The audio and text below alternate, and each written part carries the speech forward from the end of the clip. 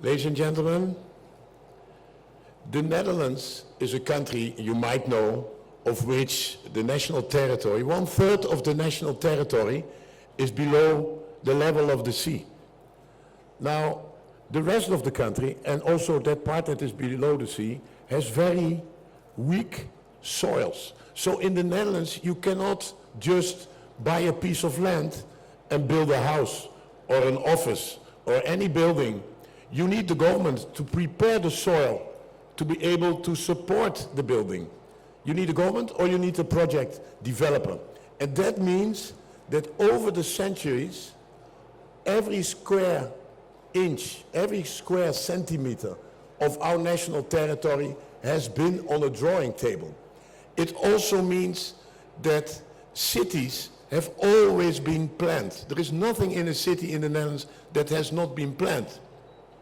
And that means that you can involve all aspects of a city in the planning. So in the Netherlands, they started in the 16th century to build cities like Amsterdam, and they included water management. First, the water of the canals, then the drinking water, and then later, transport in the city. So in the Netherlands, we have a culture in the whole country, but especially in the cities, of planning. So this is the first thing that the Netherlands can bring to India, holistic planning of cities. And then, what are we thinking about? Take, for example, the traffic. India needs huge amounts of money to create traffic, to create roads, railroads, airports, everything. But what is also important is to use the existing infrastructure more efficiently. And there we have many technologies, and they will be present during this Smart City Expo. Then we have progressed a lot in e-mobility, and for example also in electric buses, very important for all cities in India. Then Philips, you all know Philips, it's almost an Indian company, they have been here for 80 years. They started 80 years ago with light bulbs. Now they are an LED light. But not only do they sell, let's say, street lamp poles to cities, but they can sell light to cities. So Philips themselves, they install the light poles and they sell to the city a certain intensity of light on a certain part of the road on a certain time of the day. So they don't sell bulbs anymore or LED light, they sell lux, they sell light.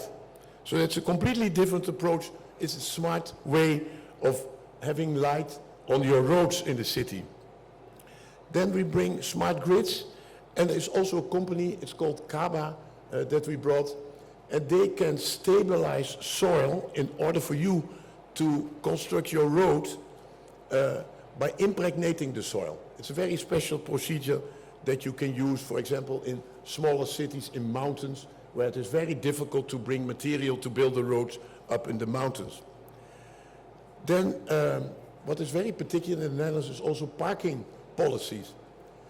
In Delhi, many times, the roads, if you look, for example, in Saket, the Aurobindo road there, is completely clogged up by parked cars, which enormously limit the capacity of the roads.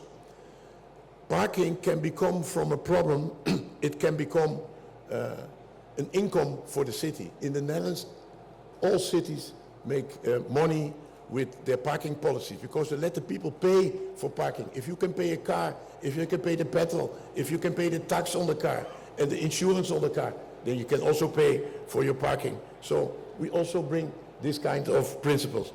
Now, before I end, I would like to say that at the occasion of this year's Smart City Expo here in Delhi, we had an award for the best Dutch startup that came with the best idea, innovative idea. And there's a company here, it's called NOWI, No Why, and it stands for No Wires.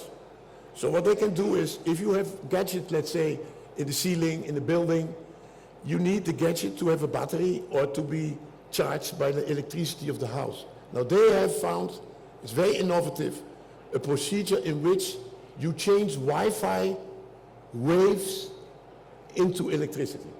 And they're here, they have a stand in the Dutch pavilion, they're here, and we were very proud that we brought them here. So, a lot of different propositions from the Netherlands. You're very welcome in our pavilion, and although we have, our land is low, and sometimes under the sea, we are with both feet on the ground, and with both feet in our cities. Thank you very much.